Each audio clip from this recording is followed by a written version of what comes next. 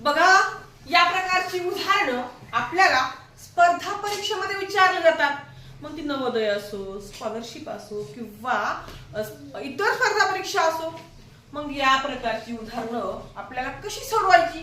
तर काय विचारलं माहितीये का? 3108 तर 92शी खालील पर्यायापैकी किती? 31शी किती आहे? 8. मग 92शी खालील 4 पर्यायांपैकी कोणत्या संख्येशी नातं आहे ते आपल्याला शोधून काढायचं आहे. मग आपण एका ट्रिकने उदाहरण सोडवूया. ती ट्रिक कोणती? तर आपण काय करूया, या 31 मध्ये 2 अंक आहेत, 3 आणि 1. मग या दोन्ही अंकांच्या वर्गांची वजाबाकी करूया. ती कशी? तर 3 चा वर्ग किती आहे बाळांनो? 9. मग आपण काय करू, 3 चा वर्ग वजा 1 चा वर्ग करूया. काय केलं आपण? दोन्ही या 31 मध्ये दोन्ही अंकांच्या वर्गाची आपल्याला काय करायची? वजाबाकी करायची. 3 चा वर्ग वजा 1 चा वर्ग. मग 3 चा वर्ग किती बाळांनो? 9. 1 चा वर्ग 1. मग 9 वजा 1 किती उत्तर आलं? 8.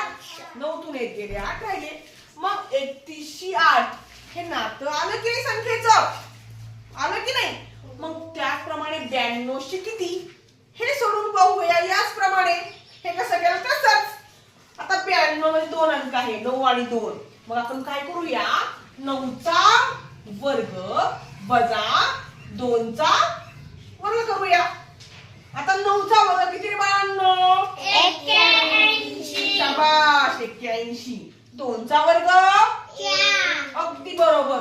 मग 81 वजा 4 77. अगदी बरोबर. मग 77 या पर्यायामध्ये आहेत का? हो. किती नंबरला आहे? 1 नंबरला. म्हणजेच 31शी 8 तर 92शी 77. समजलं आपण काय केलं? हो. वर्गांची वजाबाकी केली. समजलं तुम्हाला? हो.